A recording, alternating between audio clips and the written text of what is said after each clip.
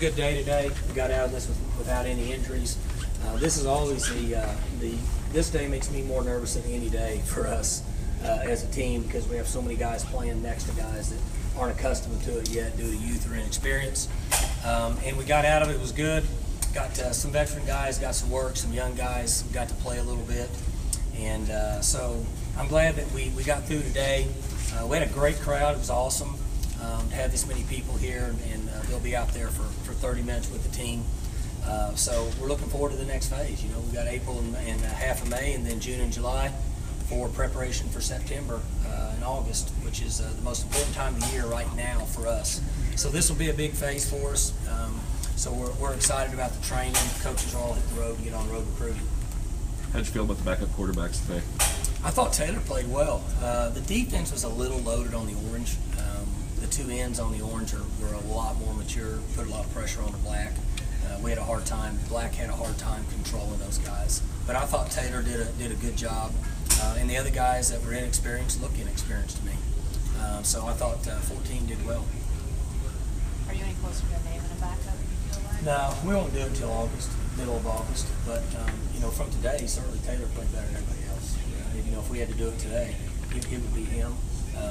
He played like a little more of a veteran, and the young guys played like young guys. Like, started the spring, you'd hope by now you could have one with just nobody really separated themselves. That's right. Yeah. We don't want to do that because it affects our reps until we know for sure. But there won't be any question we'll have to have that done halfway through August, because there's just not enough reps to go around.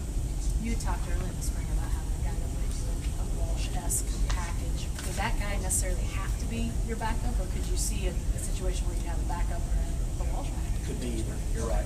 It may not necessarily be our backup, but we're going to have a package where we have a guy that can give us more on a short yardage goal line situation. Who's best suited for that today? Probably 11 right now, depending on how Jelani develops. Really wouldn't want to burn a year on a guy for that package. So 11 would be the leading candidate right now. Might get a few offensive linemen not play today for injuries or whatever reason. Right. Did that limit what you're able to do? Well, we had, I think, one guy on each side who was an experienced lineman, and four young guys. Crabtree will be out a couple weeks. Larry Williams would have been out a couple weeks. Deontay Noel, same thing. So, and then all those three guys all got dinged up just in the last couple days. So that we had to make some adjustments there.